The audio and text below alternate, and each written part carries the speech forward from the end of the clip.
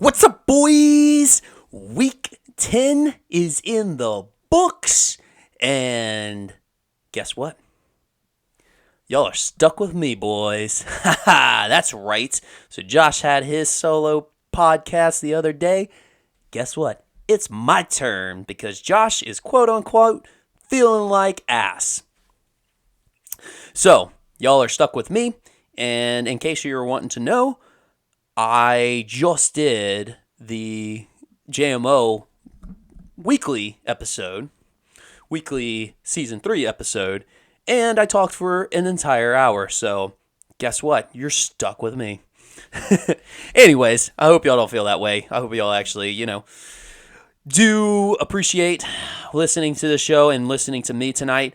I know it's going to be a little bit tougher than typical times because me and Josh really do bounce off of each other really, really well. And honestly, it's really easier to draw out the entirety of a episode when you're not having to do all the work. But I will say I do have my drink and I will have to take some sip breaks now and then. So if you can just bear with me, I'll just kind of go sip time. Take my sip and then we'll move on. All right. But we want to have the show must go on type of situation. I probably botched that, but anyways, the show must go on. And we have to do a recap of the fantasy matchups because that's basically what the show was based off of. This was basically when Josh started this show. He just started with weekly matchups of this fantasy league that we have ambitions of maybe even publicizing at some point. But that's neither here nor there right now, but we'll get to that point soon enough. But let's get to the first matchup, which is Wreaking Havoc and versus College Porn HD. So, Miley Cyrus versus Riley Reid, and now I'm hard. But, anyways, so Wreaking Havoc, Josh beats College Porn HD, Jay Luthbro, 126.72 to 113.72. Wow, they had the same last two digits. Cool. Anyways, so I guess Josh is actually following up on his word. I mean, I guess it's kind of funny right now. I mean, he's won 3 of the last 4 games so far. So he might be on to something a little bit. I don't know. I feel like I'm not pushing the panic button when I play him just yet. I have to see a couple more weeks. But 3 out of the last 4 games, quite the turnaround. Very much probably still in the mix, I would have to say. Especially with how close everybody else is. I mean, the top team doesn't have more than 7 wins and 3 losses. So definitely right time to be turning things around. James Conner, even though he only had 7.3 points, he had 73 yards. It was based off of 73 yards, which is very promising. So obviously he's back. Kyler Murray's back in that offense. Should be pretty good. So I'm going to pull up on the app real quick so I can keep following along. I forgot to do this at the beginning, so apologies on that. But yeah, so James Conner's looking really, really good. And then CeeDee Lamb, absolute tear. This is the last 4 games for him. 117 yards, 158 yards, 191 yards, and 151 yards. Basically trying to make a case, which he is self-proclaiming, and he is making a case as the best wide receiver in the NFL. Just been on an absolute tear. Now, I have been indirectly benefiting from this as owner of Dak Prescott, but we'll get to that later. I digress. And so, yeah, so Josh might be on something here. He scored 126 points, which was, give me a second, I know he was top 3. I'm just trying to think if he was 2 or if he was 3 this week. He was number 2 this week. So that's pretty exciting. I wish that we would have Josh on to actually express that excitement because he would just be just going off like right now. He'd be fucking cussing everybody. He'd probably be singing Wrecking Ball by Miley Cyrus. He would be going off. But let's move on. He looks, like I said, he looks promising from here on out. I'd love to kind of judge his schedule, what he has remaining for the game. So basically, got 4 weeks left. He's got Mustachio Bashio, probably will be a little bit of a tough game. Pollard. Jeez and Pete's, these tongue twisters, which you'll see. I'm going to have to deal with that. Thanks, Jerv.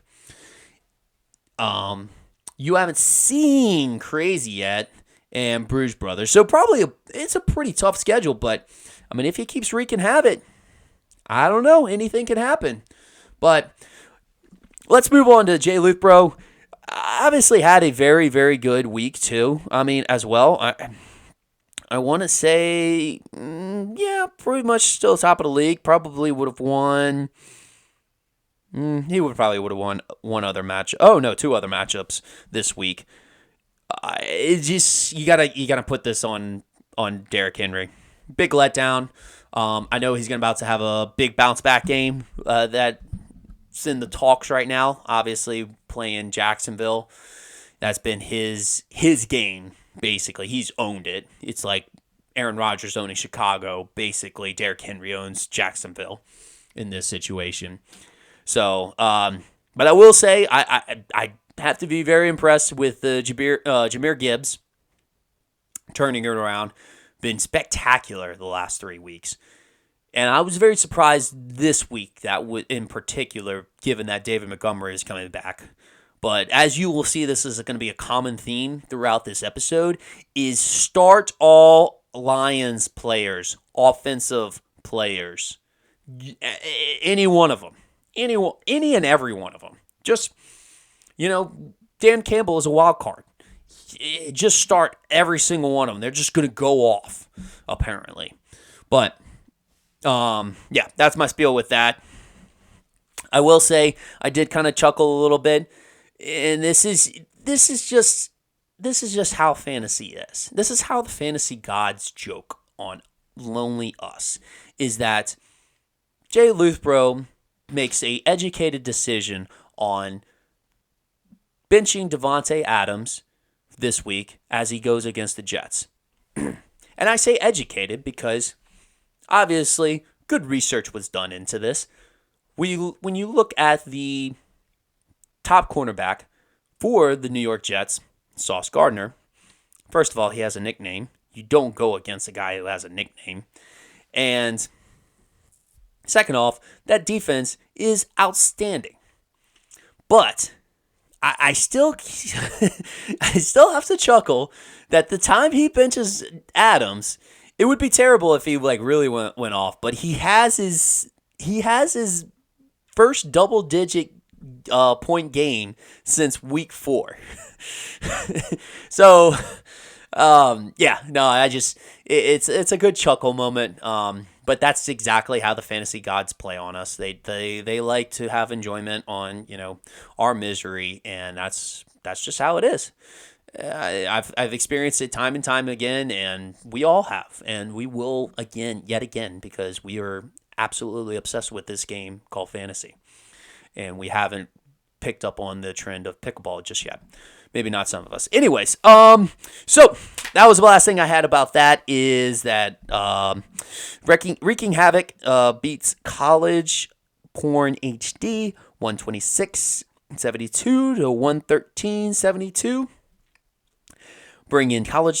Dropping College Porn HD to 5-5 record, and Wreaking Havoc to a 3-7 record. Next matchup, You Haven't Seen CrAzY XD versus I Don't Win TuTu Often. So, I do want to address the names here.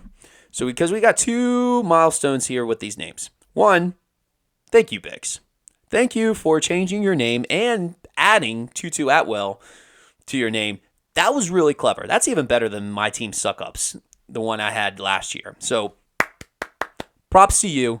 Well done on the name change. I I hate that it's, embellishing on your misery this year, but at the same time, we do thank you.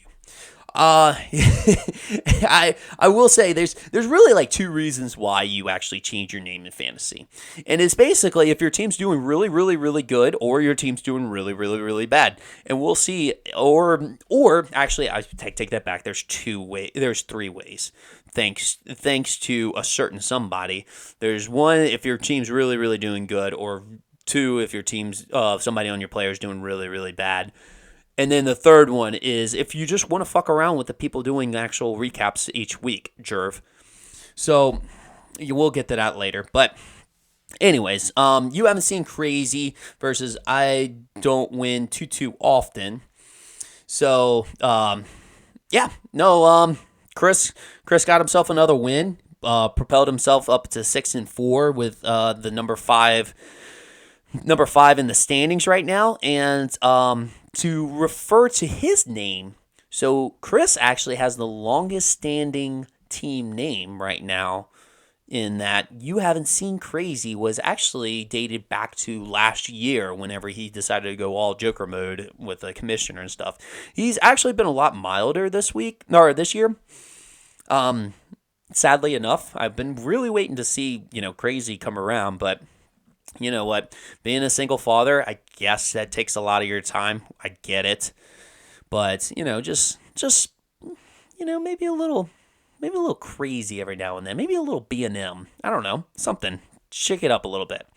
So, but to reflect a little bit actually on his team, Mike Evans has to be one of the most underrated players and overlooked players. Like underrated and overlooked. Like those two can like simultaneously exist with each other on a certain player, and it's Mike Evans. Like Mike Evans just constantly produces. He constantly produces. And I don't even find him to be the most athletic guy out there. I mean, he's a big body. Don't get me wrong. That's how he gets a lot of his carries. But he's almost like a Marcus Colston in a way where he's just a big body receiver that can really good at routes and just always open and always getting the ball. So, Mike Evans, great game this week. 23, 30 points, just constantly hauling in stuff. Six catches, 143 yards, and a touchdown. Chris has to be one of the Bijan Robinson fantasy owners that everybody was talking about being happy this week. Got 17 points. It seems like they kind of force-fed him a little bit, 22 carries.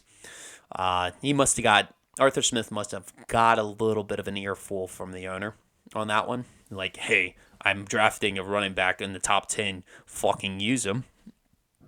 But, anyways. But yeah, setting himself up pretty well.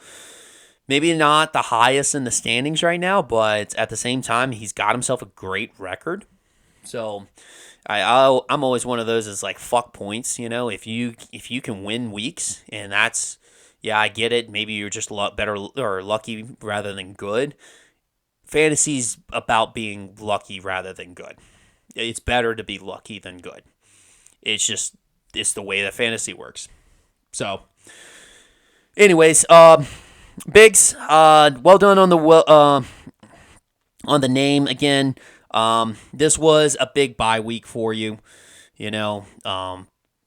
What is it? 4 of your 5 bench players were on byes. The one that wasn't was Odell Beckham Jr., which I know he got a touchdown and his stats maybe looked a little bit good, but he only had 1 catch. Like he barely got that 10 points.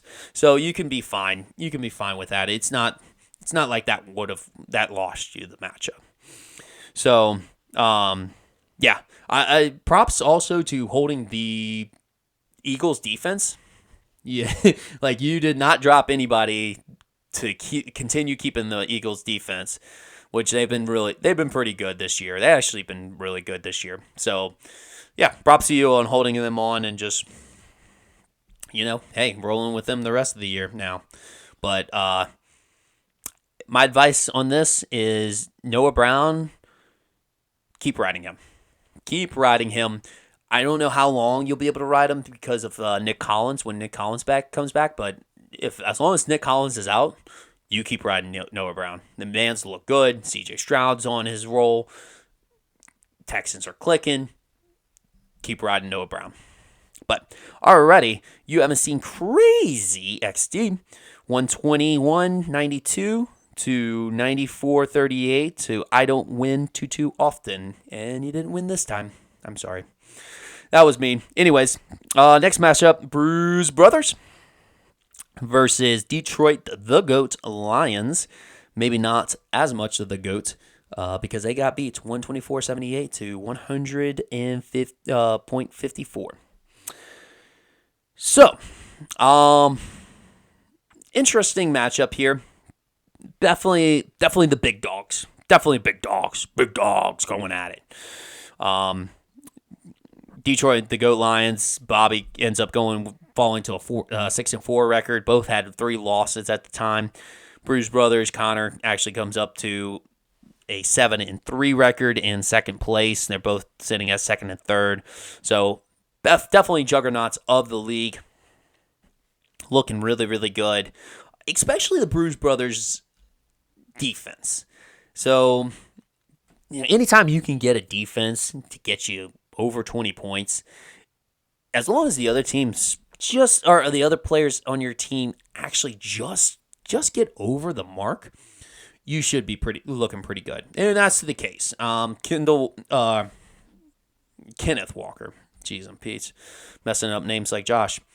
Kenneth Walker scores you 19 points, Christian McCaffrey 17, and David Montgomery 17. Can we talk about the running back committee that he has? He could probably just ride off the running backs the entire rest of the way. I mean, those running backs are probably going to get you those similar numbers every single week. So, quite impressive. Not to mention, you got Brandon Ayuk and Zay Flowers, who's both been producing really, really well.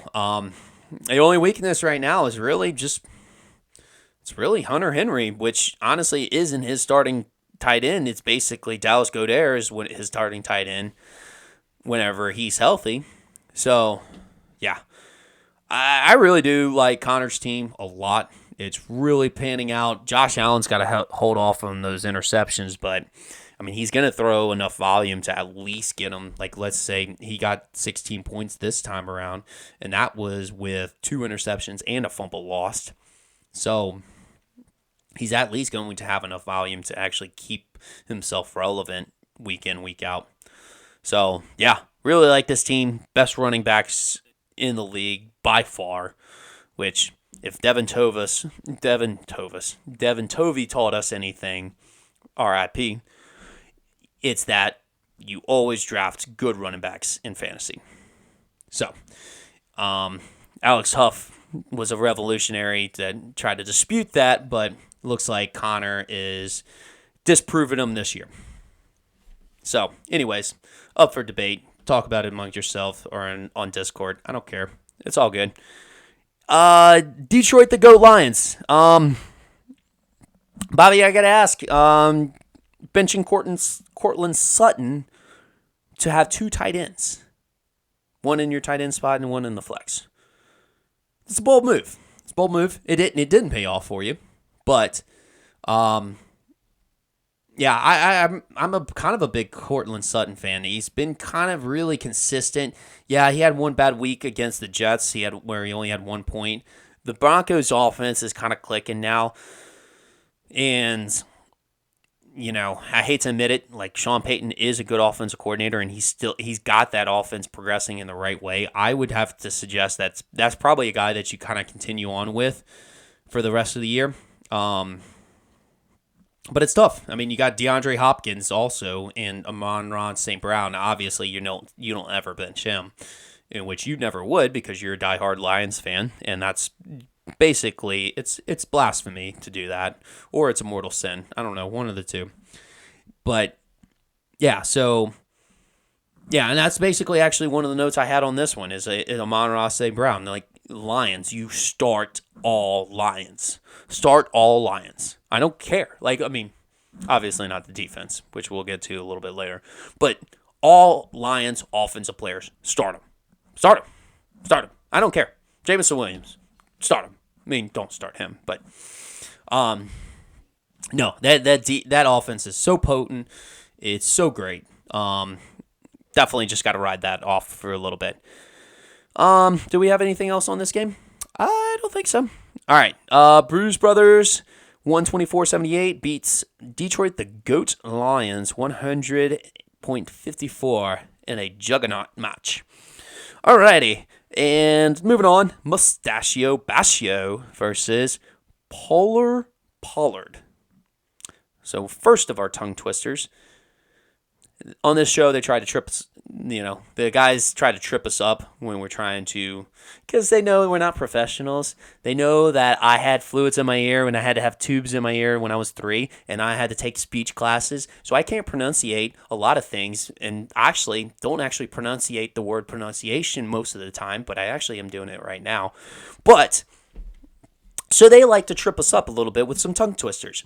So the first of the two right now is Pollard, which he had as Pollard Greens originally. But the name change is good. It also is one of those, like I said, it's either displaying excitement for a player or frustrations, and this one's in the latter category in the frustrations. So Tony Pollard scored 5.5 points for him this week. I can understand the frustrations being a Calvin Ridley owner. But because you can't drop him. You cannot drop Tony Pollard. It's hard to even trade him, too. I mean, he was the top back in the league last year.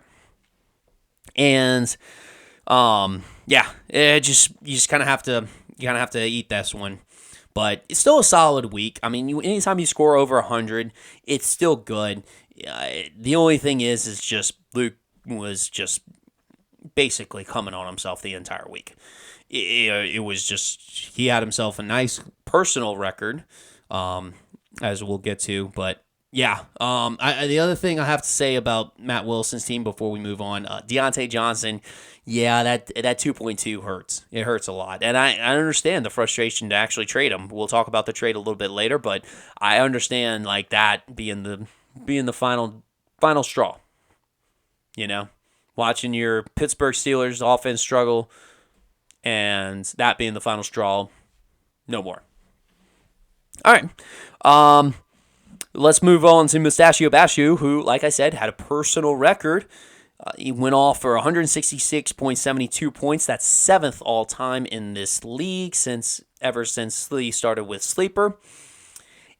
And is a personal best for Luke. So give him a round of applause. Well done. Anyways. So, yeah, definitely went off this week. Couple of different factors into that. Brian Robinson, Russell Wilson was not bad. Keenan Allen put up a 35-burger. And TJ Hawkinson. TJ Hawkinson, is he the new Travis Kelce? I think he does have the explosiveness of a new Travis Kelce. Because obviously Travis Kelce's getting a little bit old. He's starting to date. He's maybe letting himself go a little bit with Taylor Swift. But, so somebody's going to have to fill in his shoes, right? That's typically what we see.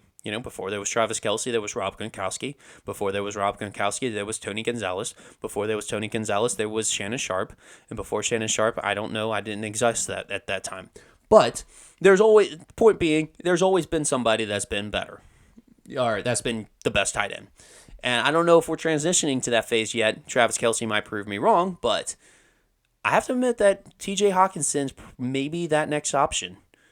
I'm thinking either him or Sam Laporta. Both of those are very, very explosive tight ends. I don't know. How about you tell us in the comments? Tell us how you feel. Tell us how you really feel. But anyways, moving on. Keenan Allen scores 35 points. I guess we got to stop riding off Keenan Allen. I mean, Keenan Allen just keeps disproving us, I mean, the guy's 31 years old. He's a year younger than me. And he's one of the top receivers in the league. It's incredible what he's doing. But big-time performance from him. Also solid performances elsewhere. I mean, Garrett Wilson gets you 13. Chris Olave gets you 18. Your Evan McPherson, fire away type of guy, gets you 11. Another double digits. All in all, with 3 guys being on a bye, not bad, Luke. Not bad. I hate to say it, but not too bad in this league. 6-4, 4th place, looking pretty good. So, all right, that wraps up this matchup. Mustachio Bashio beats Pollard, 166-72 to 101-68. All right, and moving on to my matchup, Attack versus Magnus Carlsen.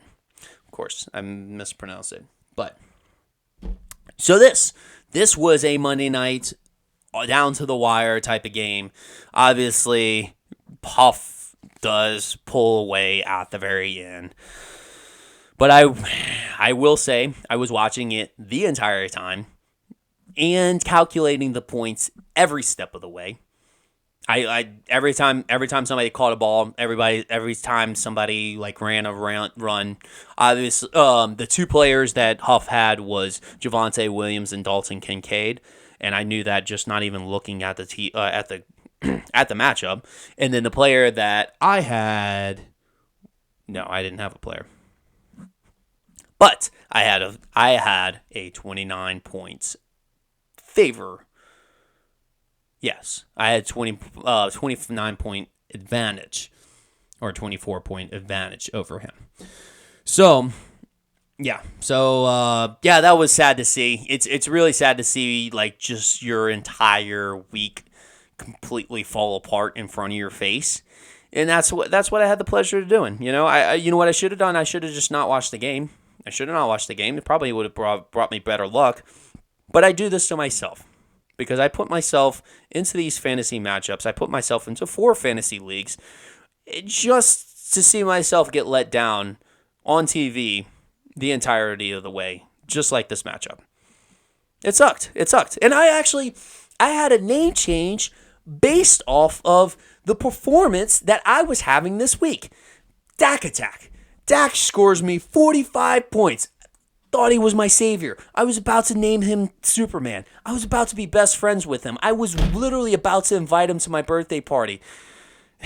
And, I mean, I probably still will if he, leads me on to some more victories and keeps going off like he's going right now. But, golly, man, I was so excited. Really thought I had the edge here. I couldn't get myself over 99 points. But at the same time, really doesn't help whenever Dak Attack is your only real option, and then you have 2 other guys, Eckler and Samuel, which you expect, good performance from them. They got 19 and 13 points respectively. But yeah, I could also go the other way. I could name my team Ridley Me This. Supposed to flow a little bit better than that, but Ridley Me This. I could have done that to express my misery. I don't know. Maybe I'll do that later on this year if Ridley just keeps fucking up like he's doing.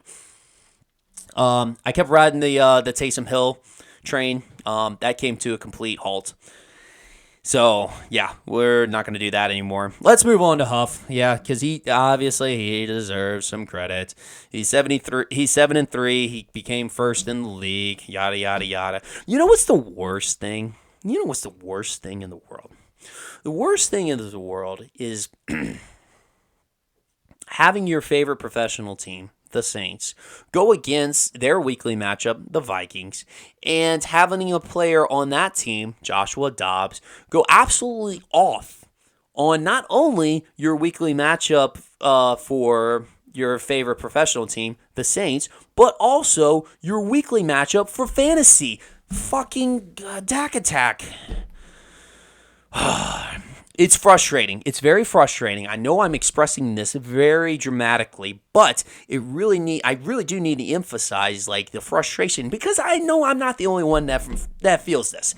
Because Huff is probably laughing his ass off right now, but at the same time, I know you have experienced the same pain that I have, or maybe you haven't because you keep fucking winning in this fucking league. But that's the worst. And the mere fact that you just picked him off the waiver wire for $0 to fucking beat me on a week is fucking ludicrous. It's preposterous. It's whatever fucking dictionary word that you want to actually think of. It's, you know what? Fuck you.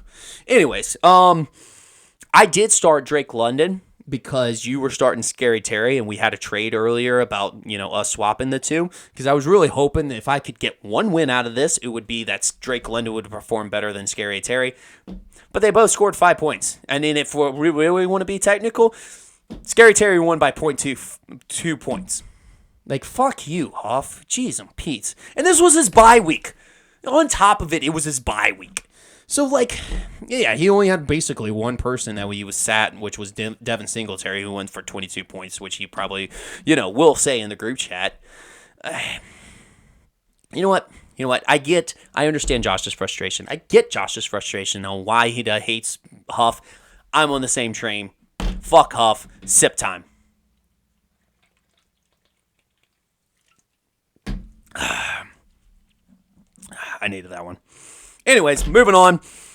I have to reiterate this, even though I don't want to. Magnus Carlsen beats Dak Attack 107.72, another 72, to 99.56.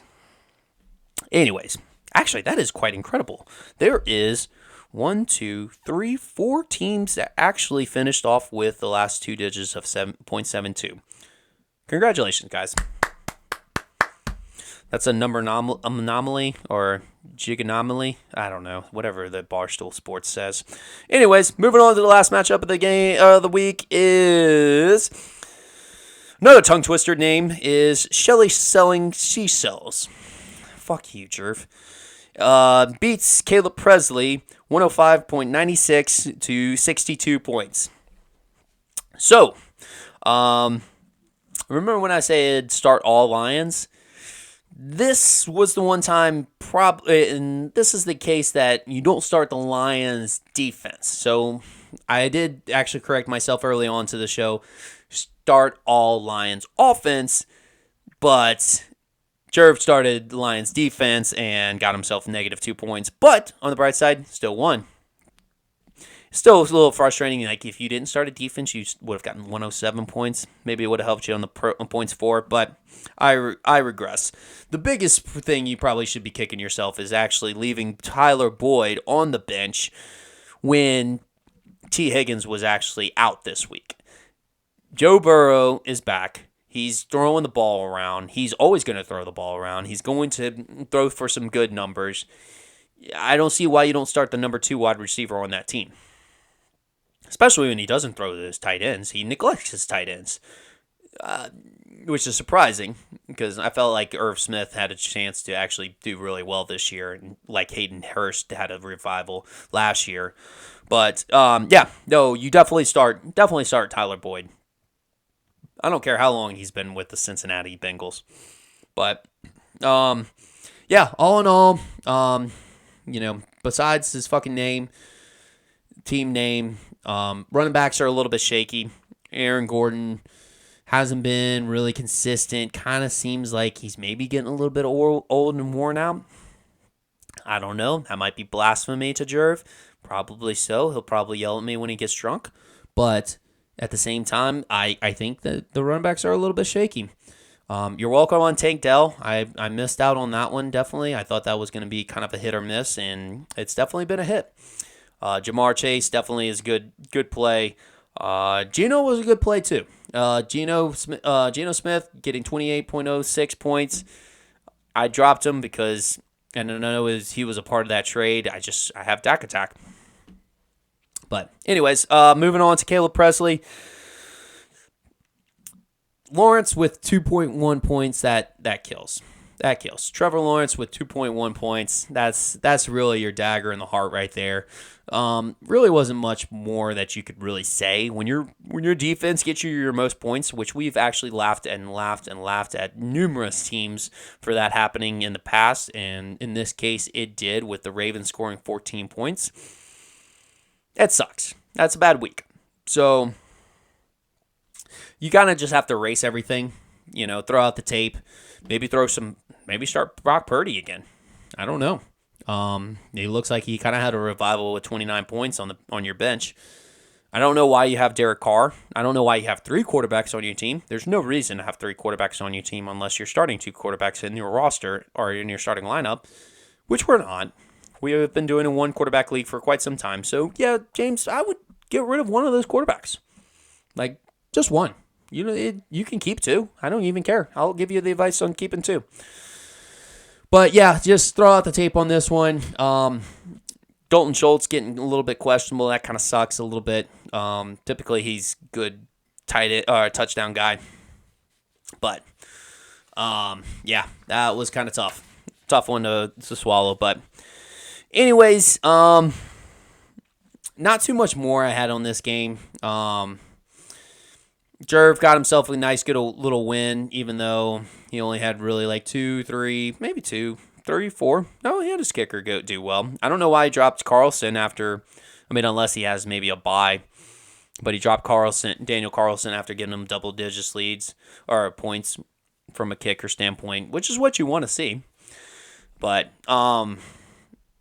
anyways, do you have anything else? No? I'm just the only one? All right, let's move on. So, I know at this point of the season, the waiver wire kind of becomes obsolete. People just kind of throwing pitches at different things. Basically, what is it? Ty Chandler got $1 bid on him. So that was a nice win, Jerv, because we all know Jerv is very active in the waiver wire. Surprised he didn't do more than that. So I do know that there was a trade that we should get into, and that was between Josh and Matt Wilson. Really wish we could have got Josh's personal opinion on this, but I'll go through it real quick. So Matt Wilson gets Trey McBride, and Josh gets Dante Foreman and Deontay Johnson. And I was listening to Josh's solo podcast the other day, trying to get a little bit of tidbit on how he talked for forever, just by himself, seeing some strategies and techniques that I could maybe pick up on.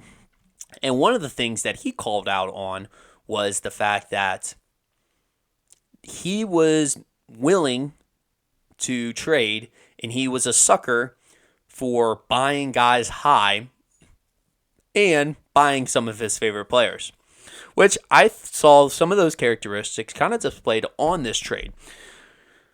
Basically, Trey McBride and Deontay Foreman both sold high.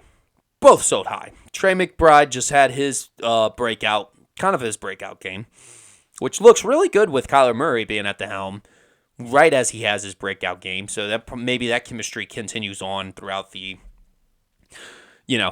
season. And then Dante Foreman, kind of the same thing. He had himself a good breakout game, got himself a nice, good double-digit points.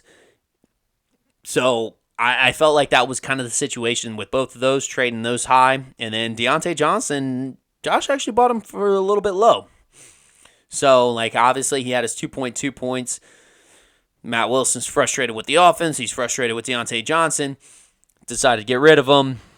I like to trade. Obviously no disputes from anybody. I think there shouldn't be either. It's definitely a fair trade. I think maybe Josh got the better of this one, and that's my personal opinion. I haven't seen enough from Trey McBride yet to know that he will be a consistent threat as a tight end position. Also, I haven't seen enough tight end action or tight end usage from Kyler Murray to really warrant that. Typically, we're used to Kyler throwing it to DeAndre Hopkins, Rondale Moore, Hollywood Brown, some of his wideout receivers, rather than his tight ends. So, I'm going to have to favor Josh on this one a little bit. I know Dante Foreman, he's not going to be the lead back for in the entirety of the season. He's only going to be a short-term rental when Rashad Johnson comes back and Khalil Herbert comes, especially when Khalil Herbert comes back. But Deontay Johnson, I think, has a chance. I mean, he's still a top receiver in Pittsburgh, and Pickens has been very, very shaky. So I have to admit, I have to think that he still will be a consistent producer. that 2.2 might happen again, but he's still a starting receiver in the league. So I'm gonna have to give it to Josh a little bit. He got a short-term rental and a full-time starter, and I believe it was just a one-hit wonder for Trey McBride. Definitely could go the other way around though. So, all right. Not too much more that I wanted to kind of cover on this episode. I didn't think there was any other trades. If there are, just yell at me on the Discord chat, and I will maybe do a side episode. I don't know. I'm scrolling through right now trying to see if there was anything else. No, actually not.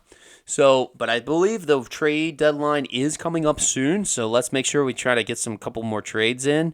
I'd love to see that. I'd be down to trade. Just throwing it out there. Maybe not Austin Eckler. Sorry, Jay Luthbro, but I might be available to trade. Let's go into the next week's matchups and see what we have in store. Dak Attack versus Shelly. God damn it. Shelly selling Seashells.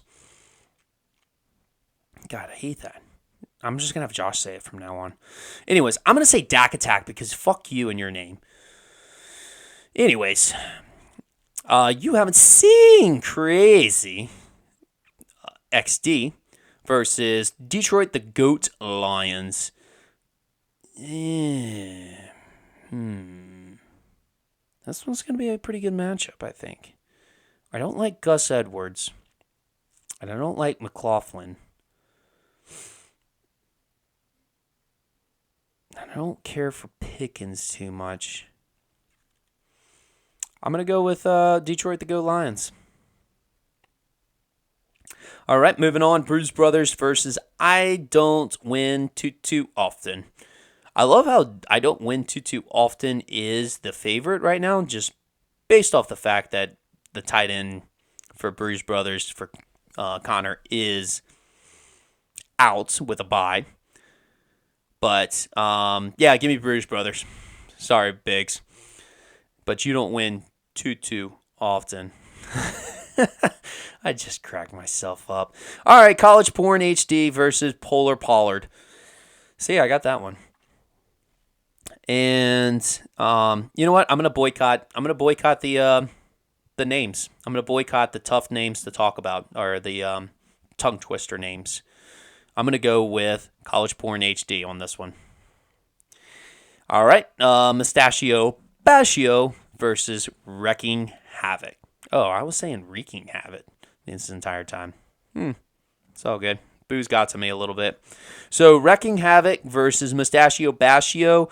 Mustachio Bashio has the projection. Ooh, he's got the Alvin Kamara bye. But he can switch it up with Najee Harris. Najee Harris actually has had a couple of games going on so far.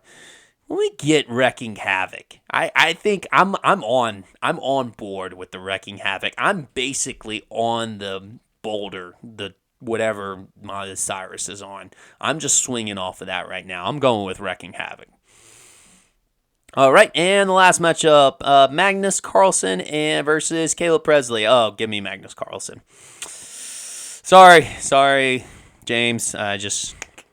Your MVP is Younghoe Koo is actually out with a bye this week, so nope, can't rely on you on this one. So, yep, gonna go with Huff on this one. So, but all right, guys, thanks for putting up with me for 43 minutes and 54 seconds. This has been fun, and hopefully next time Josh will help me out. But love y'all. Later.